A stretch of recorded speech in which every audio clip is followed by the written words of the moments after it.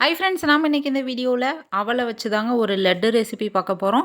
இது ரொம்பவுமே டேஸ்ட்டாக இருக்கும், அதே சமயம் ரொம்ப ரொம்ப சாஃப்டாகவும் இருக்குங்க. நீங்களும் இதே மாதிரி ட்ரை பண்ணி பாருங்கள். வாங்க எப்படி செய்யலாங்கிறத பார்க்கலாம். ஸ்டவ் ஆன் பண்ணி ஒரு கடாய் வச்சுக்கோங்க. வேர்க்கடலை வறுத்தது நான் எடுத்து வச்சுருக்கேன். முந்திரி, பாதாம், தேங்காய் துருவல், அவல் 1 கப், வெல்லம் 3/4 கப். இப்போது அவலை எடுத்து நாம் சிம்மில் வச்சுட்டு நல்லா வறுத்தெடுக்க போகிறோம். இது கெட்டி அவலுங்க. மெல்லிஸ் அவல், கெட்டி அவல், சிகப்பு அவல் எதில் வேணாலும் நம்ம செய்யலாம். நல்லா வறுத்து எடுத்துக்கோங்க. சிம்மில் தான் வறுக்கணும்.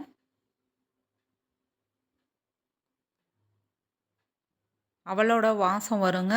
அந்த ஸ்டேஜ் வர வரையிலும் நம்ம நல்லா வறுத்து எடுத்துக்கணும். இப்போது அவல் நல்லா வறுபட்டு வந்துருச்சுங்க. வாசமும் வர ஆரம்பிச்சிருச்சு. இதை நம்ம ஒரு பிளேட்டில் கொட்டி ஆற வச்சுக்கலாம்.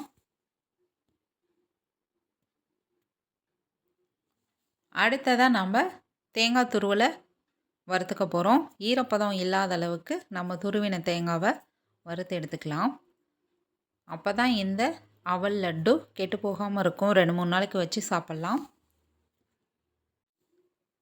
1/4 கப்புக்கும் கம்மியாக தேங்காய் எடுத்துக்கோங்க போதும்.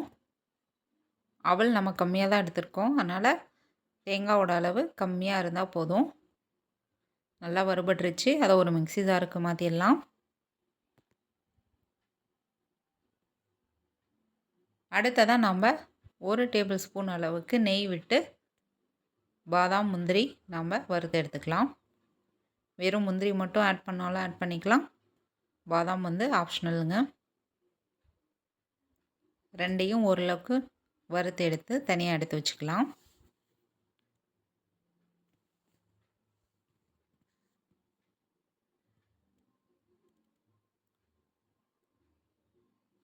இந்த அவல் லட்டு ரொம்பவுமே சாஃப்டாக இருந்ததுங்க. நீங்களும் ட்ரை பண்ணி பார்த்துட்டு எப்படி வந்ததுன்னு சொல்லுங்கள். அடுத்ததாக வெல்லம். 1 கப் அவல்னால் 3/4 கப் அளவுக்கு வெல்லம் எடுத்துக்கோங்க. மீடியமான இனிப்பாக கரெக்டாக இருக்கும். நல்ல இனிப்பாக வேணும்னா இன்னும் கொஞ்சம் வெல்லம் ஆட் பண்ணிக்கோங்க. கொஞ்சமாக தண்ணி விட்டு கொதிக்க விடலாம். அதுக்குள்ளே அவல் ஆறி வந்துடுச்சு.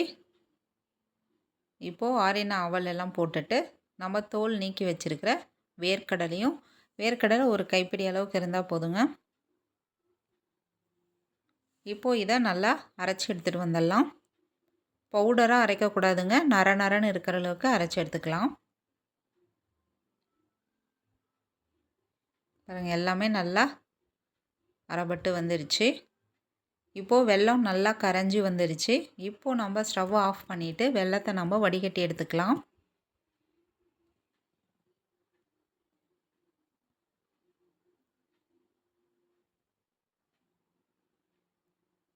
தூசு மண் இருந்தால் இதில் போயிடுங்க, அதுக்காக தான் வடிகட்டுறது. வடிகட்டி எடுத்துட்டு மறுபடியும் நாம் ஸ்டவ் ஆன் பண்ணி கடாயை வச்சுட்டு நம்ம வெள்ளை கரைசலை ஆட் பண்ணிக்கலாம்.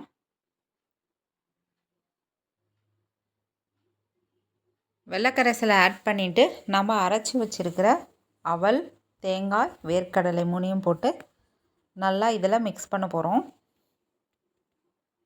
இந்த வெள்ளை கரைசல்லையே அந்த அவல் நல்லா வெந்து வருங்க.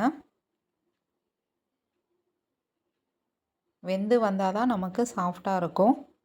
சப்போஸ் அவல் வேகலை அப்படின்னா நரன்னு இருக்குங்க. தண்ணியோட அளவு கொஞ்சம் கூடினாலும் பயந்துக்க வேண்டாம். அவல் போட்டிருக்கிறதுனால தண்ணி ஃபுல்லாக இழுத்துரும். நல்லா வெந்து வரதுக்கும் ஹெல்ப்பாக இருக்குங்க.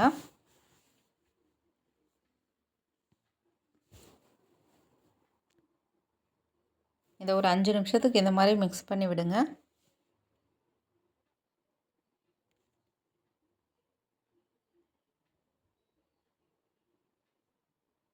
தண்ணி மாதிரி இருந்தாலும் இது வேக வேக கரெக்டாக வந்துடும்.